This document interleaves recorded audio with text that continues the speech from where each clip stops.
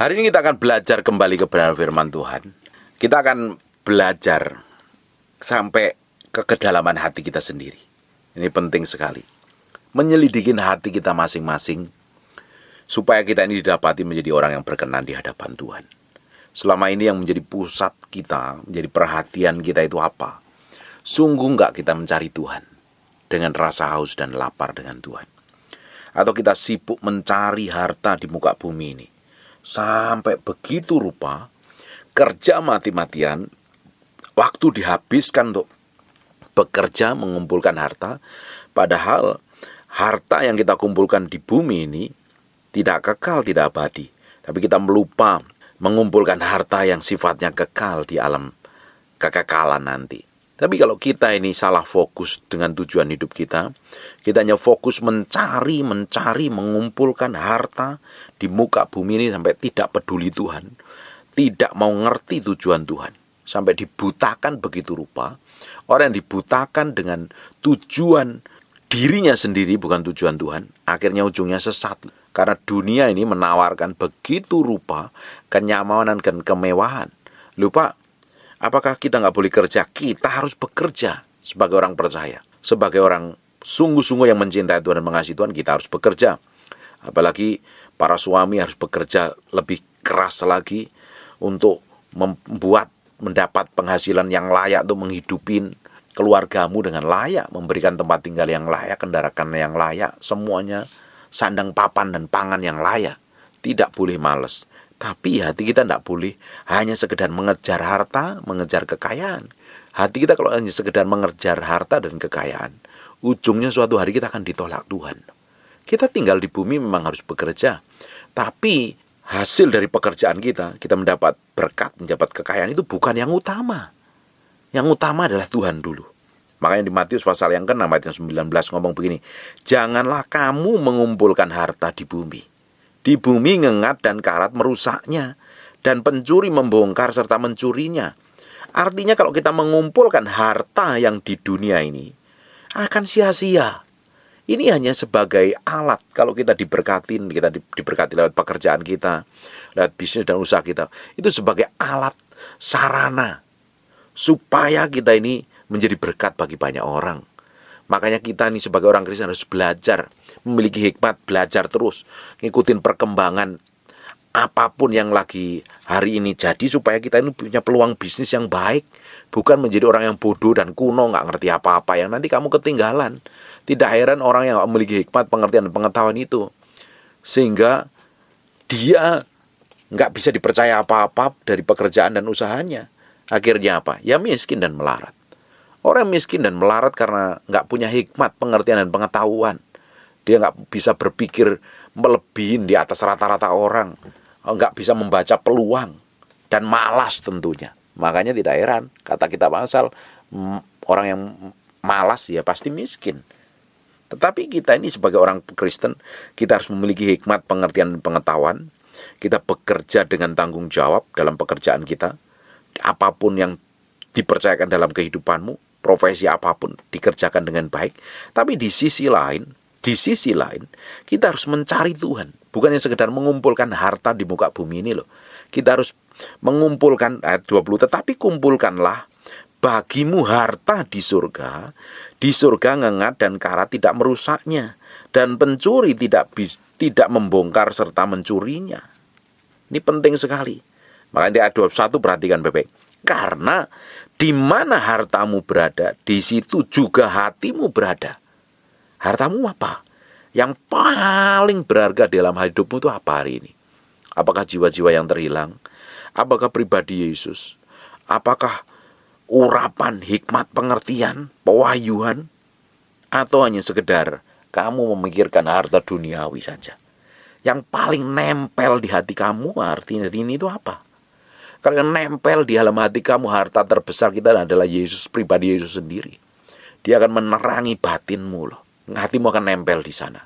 Tapi kalau yang menjadi harta yang paling berharga dalam hidupmu adalah harta duniawi atau hobimu atau apapun juga yang sifatnya duniawi, hatimu juga berada di sana. Sehingga kamu mengutamakan Di mana harta yang paling kamu sayangi, paling kamu kasihi itu berada. Kamu lebih banyak luangkan waktu di sana. Harusnya yang menjadi harta kita. Jadi kekekalan kita adalah Yesus Kristus sendiri dan kebenarannya. Baru efeknya kita bekerja dengan tanggung jawab. Kita memiliki sikap, tindakan, dan perbuatan yang sesuai dengan menyenangkan hati Tuhan. Amin. Ayat yang kedua, mata adalah pelita tubuh. Jika matamu baik, teranglah seluruh tubuhmu. Ini penting nih. Mata adalah pelita tubuh. Kalau mata kita ini jernih melihat tentang tujuan Tuhan, maka tubuhmu pun juga akan menjadi terang. Tapi kalau matamu dibutakan, maka kamu gak akan bisa melihat. Nih, perhatikan ayat 23. Jika matamu jahat, gelaplah seluruh tubuhmu. Matamu jahat loh. Di ayat yang kedua, mata adalah pelita tubuh. Jika matamu baik, maka teranglah seluruh tubuhmu. Jika matamu jahat, gelaplah seluruh tubuhmu. Jadi, jika terang yang ada padamu gelap, betapa gelapnya kegelapan itu. Coba dicek sampai kedalaman batinmu nih. Matamu tuh melihatnya apa? Melihat kemuliaan Tuhan, atau melihat yang sifatnya duniawi, pengejaran, fokus pada harta duniawi, bukan fokus pada kekekalan. Sekalipun hamba Tuhan, kalau fokusnya kepada yang bukan kekekalan, ujungnya engkau sendiri akan ditolak Tuhan. Perhatikan baik-baik Bapak Ibu. Kita ini tinggal di bumi ini sementara. Bumi ini nanti akan lenyap, dan kita akan tinggal di langit baru dan bumi baru. Yang kita harus persiapkan adalah persiapan kita nanti tinggal di langit baru dan bumi yang baru. Di bumi kita tinggal hari ini adalah latihan kita. Fokus kita jangan kepada yang sifatnya kekal di bumi ini. Di bumi ini nggak ada yang kekal sebenarnya. Fokus kita bukan hanya sekedar mengejar sesuatu yang sementara di muka bumi ini. Bumi ini akan lenyap dengan segala isinya. Harusnya yang kita kejar adalah kekekalan. Matamu melihatnya pada pusat kekekalan, bukan pada hal yang duniawi ini. Tetapi setan akan tipu daya begitu rupa, seakan-akan kita tinggal di bumi ini lebih penting daripada hidup kekekalan nanti. Makanya berbagai macam setan, iblis tipu banyak orang, supaya fokusnya kepada yang ada di bumi ini. Ngejar sesuatu yang di bumi ini. Ngejar harta, ngejar kekayaan, ngejar ketenaran, ngejar promosi. Kalau kita ini hidup takut akan Tuhan, semuanya itu akan mengalir melalui kehidupan kita. Bapak Ibu mesti dengerin khotbah saya yang kemarin, baru ngerti. Nah, kalau yang kita kejar adalah pribadi Tuhan, hidup takut akan Tuhan, hidup dalam kekudusan, hidup dalam kesucian, hidup dalam kebenaran, maka semuanya itu akan ditambahkan kepada kita. Makanya cari dahulu kerajaan Allah, maka semuanya akan ditambahkan kepadamu. Bukan yang dicari pertambahannya dahulu. Nah, setan akan balik firman itu begitu rupa. Yang dicari, yang diutamakan adalah pertambahannya, kekayaan, kehormatan, harta, dan lain sebagainya yang sifatnya tidak kekal. Orang fokus ke sana. Kalau kita sudah fokus ke sana, fokusmu bukan pada tujuan Tuhan loh. Kamu sudah dibelokkan dengan tujuan setan. Orang yang kayak begini nih, matanya jahat. Kalau matanya jahat, gelaplah seluruh tubuhmu. Jadi jika terang yang ada padamu gelap, betapa gelapnya kegelapan itu. Tidak heran orang itu menjadi serakah dan tamak. Ada orang yang dikuasain hawa nafsunya. Begitu rupa dipikir selama tinggal di bumi, ini yang penting, ini yang terutama. Hawa nafsu, ego, harga diri, kekayaan. Begitu rupa dia melakukan banyak kejahatan, melakukan banyak kecemaran. Dan ujungnya suatu hari akan ditolak Tuhan. Hati kita itu meski nempel sama Tuhan. Dia adalah satu-satunya harta yang paling mulia dan berharga. Kalau kita tempatkan Tuhan menjadi utama dan terutama, kita menjadi orang yang diberkatin Tuhan secara luar biasa loh. Disingkapkan hikmat, pengertian, dan pengetahuan, dan kita akan jadi orang yang diberkati dengan caranya yang ajaib dan luar biasa. Amin. Makanya Tuhan harus jadi yang utama. Perhatikan ayat 24. Tidak seorang pun dapat mengabdi kepada dua Tuhan. Karena jika demikian ia akan membenci yang seorang dan mengasihi yang lain. Atau ia akan setia kepada yang seorang dan tidak mengindahkan yang lain. Kamu tidak dapat mengabdi kepada Allah dan Mammon. Hari ini Kalau kita ngejar sesuatu yang sifatnya di bumi ini, kita akan menjadi hambanya Mamon. Kita kejar uang, karena pada kenyataannya waktu kita habis, kita sebagian banyak kita habiskan untuk buat bisnis, buat usaha, bekerja dan lain sebagainya. Itu hanya pengejaran kita akan ke uang, akan harta. Tapi kalau kita ini menjadi hamba dari uang tadi, akhirnya kita menjadi orang yang tidak mengasihi Tuhan. Kalau kita mengasihi Tuhan, Tuhan janji, kalau kita menomorsatukan Tuhan lebih dari apapun juga di muka bumi ini, Tuhan itu berjanji begini, di ayat yang ke-25. Karena itu aku berkata kepadamu, jangan khawatir akan hidupmu. Jangan kamu ngejar waktumu kamu habis untuk bekerja lembur pagi, siang, sore, malam. Cari duit. Dan kamu gak peduli Tuhan. Kamu tuh gak perlu ngotot sampai kayak seperti itu. Kalau kamu gak di dalam kasih karunia Tuhan, kamu kerja ngotot. Tapi kalau kamu di dalam kasih karunia Tuhan, kamu kerjanya berjalan sesuai dengan apa yang Tuhan mau, Tuhan cukupin semua kehidupanmu, bahkan Tuhan bawa ke dalam kelimpahan. Karena itu aku berkata kepadamu, jangan khawatir akan hidupmu, akan apa yang hendak kamu makan atau minum, dan janganlah khawatir pula akan tubuhmu. Perhatikan baik-baik. Akan apa yang hendak kamu pakai, bukankah hidup itu lebih penting daripada makan, dan tubuh itu lebih penting daripada pakaian? Pengejaran kita akan uang, akan mamon tadi, fokusnya kepada duniawi. Waktu kita habiskan untuk bekerja, melakukan aktivitas yang begitu rupa sampai lupa membangun hubungan dengan Tuhan. Padahal yang dikejar hanyalah makan, pakaian, dan tempat tinggal. Padahal Tuhan sendiri nggak ngomong kamu tuh nggak usah khawatir. Kayak begitu itu Tuhan siapkan. Tapi waktu kita lebih banyak kita habiskan di sana, itu yang konyol. Makanya kita mulai hari ini harus tahu prioritas kita itu apa di hadapan Tuhan. Bukan hanya sekedar kerja, bisnis sampai lupa dengan Tuhan. Kalau kita melakukan aktivitas apapun juga dan sampai lupa dengan Tuhan, ujungnya nanti akan ngeri. Perhatikan ya, ayat yang 26, pandanglah burung-burung di langit yang tidak menabur dan tidak menuai, dan tidak mengumpulkan bekal dalam lumbung, namun diberi makan oleh Bapamu yang di surga. Bukankah kamu jauh lebih melebihi burung-burung itu? Siapakah di antara kamu karena kekhawatirannya dapat menambahkan sehasta saja pada hidupnya? Nggak perlu khawatir kok. Saya nggak kerja nanti nggak dapat makan. Memang Alkitab ngomong kalau nggak kerja nggak usah makan. Memang kita harus kerja. Tapi itu bukan yang jadi utama, yang nempel terus dalam hidupmu. Tuhan harusnya menjadi nempel yang utama. Tuhan, saya pun sampai hari ini itu kerja. Sampai hari ini saya bekerja. Saya bukan orang malas. Saya bukan hamba Tuhan yang mengharapkan persembahan belas kasihan dari orang lain. Saya ini bekerja menghasilkan uang. Tapi di sisi lain saya itu cari Tuhan dengan kesungguhan hati. Saya tahu persis.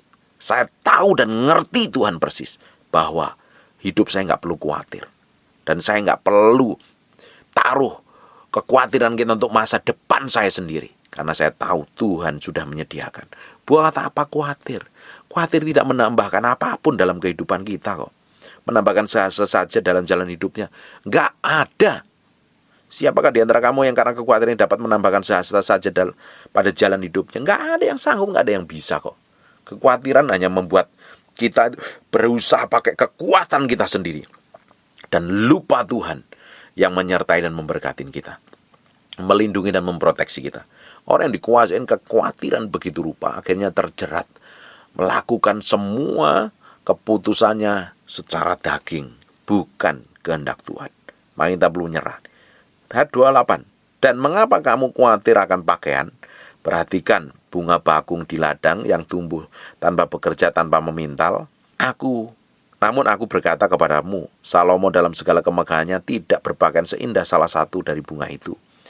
Jadi, jika demikian Allah mendandani rumput di ladang dan besok hari ini ada dan besok dibuang ke dalam api, tidakkah ia akan terlebih lagi mendandani kamu, hai orang yang kurang percaya? Kenapa kok bisa kurang percaya? Karena khawatir.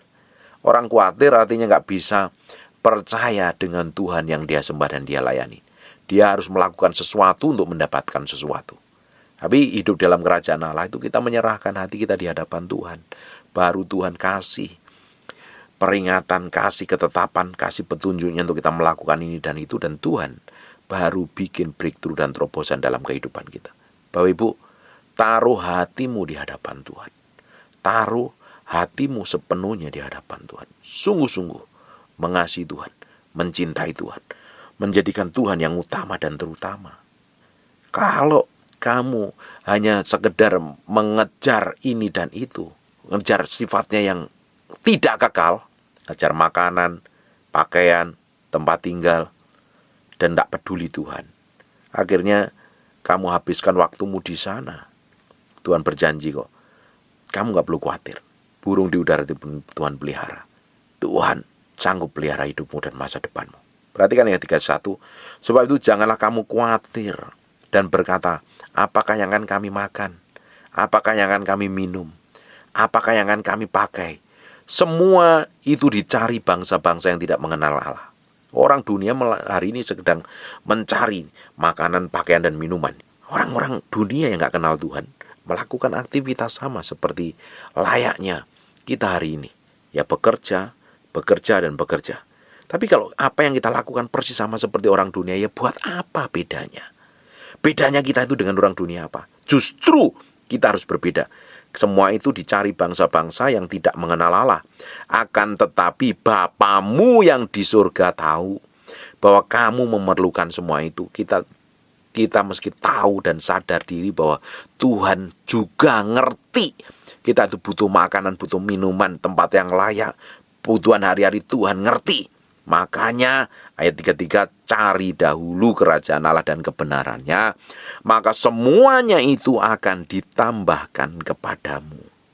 Sebab itu janganlah kamu khawatir akan hari besok, karena hari besok mempunyai kesusahannya sendiri. Kesusahan sehari cukuplah untuk sehari.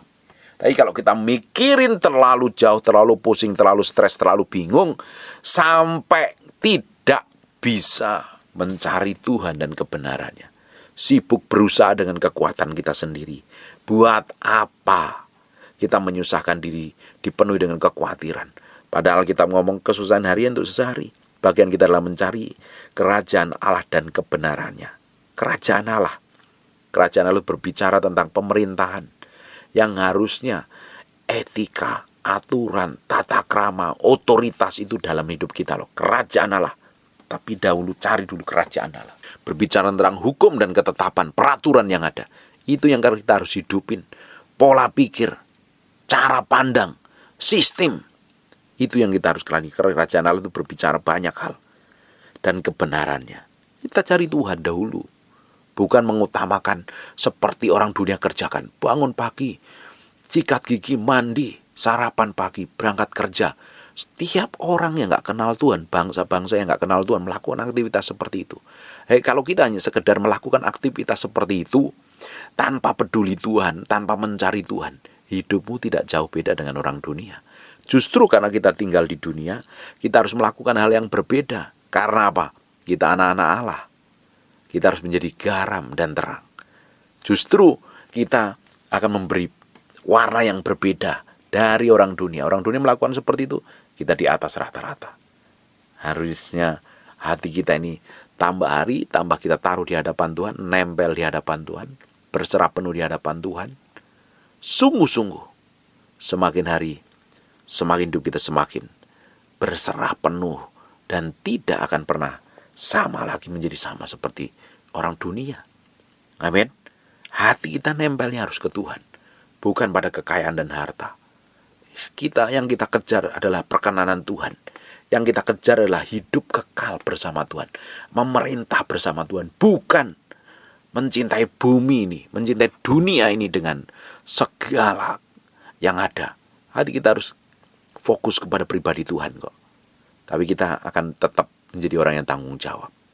Kalau engkau ini benar-benar mencintai Tuhan dan mengasihi Tuhan, hatimu nempel di hadapan Tuhan. Karena di mana hartamu berada, di situ juga hatimu berada. Kalau hatimu nempelnya kepada Tuhan, hartamu adalah Tuhan sendiri, hatimu akan nempel kepada Tuhan. Tapi kalau hartamu sifatnya pada sesuatu yang masih duniawi, kamu akan nempel di sana. Tidak heran kelakuanmu persis seperti orang dunia. Hari ini, harusnya Tuhan jadi yang utama dan terutama dalam kehidupan kita. Kita mulai perjalanan pengejaran akan pribadi Allah sendiri. Kita cari dulu kebenaran kerajaan Allah, sistem kerajaan Allah, cara hidup kerajaan Allah kita hidupin di muka bumi ini. Dan kita akan menjadi berkat bagi banyak orang. Dan nama Tuhan akan dipermuliakan melalui kehidupan kita. Hidup kita itu berbeda dari orang lain. Amin. Sekarang tutup matamu, tutup Alkitabmu, kita berdoa. Bapa, terima kasih. Kami mau taruh hati kami sepenuhnya di hadapan Tuhan. Sebab harta kami yang utama, mulia dan berharga adalah pribadi-Mu sendiri. Terima kasih ya Tuhan. Terima kasih. Mulai hari ini kami mau mencintai Tuhan, mengasihi Tuhan lebih dari apapun juga. Kami tidak mau khawatir, kita mau stres, kami mau fokus pada kekekalan. Kami menjadi orang yang bertanggung jawab, melakukan aktivitas yang Tuhan percayakan sampai hari ini. Kami materaikan firman dengan darah Yesus nempel dalam hati kami, dalam lubuk batin kami yang dalam, sehingga firman jadi kehidupan. Terima kasih ya Tuhan, bahwa terus kami memiliki hubungan kedekatan dengan Engkau, mencintai dan mengasihi Engkau lebih dari apapun juga di muka bumi ini. Bapa, kami menyerahkan hati kami sepenuhnya di hadapan-Mu. Tuhan, namamu juga berdoa, orang yang sakit oleh biluri dari jadilah Engkau tahir, jadilah Engkau sembuh. Tuhan beri pengharapan. Tidak perlu khawatir, tidak perlu stres, tidak perlu cemas. Tuhan sudah sediakan yang terbaik atas hidupmu. Nempel terus hatimu dalam Tuhan. Namamu berdoa, biar kasih karunia kemurahan Tuhan melimpah-limpah. Dalam nama Yesus, haleluya, amin. And God bless you.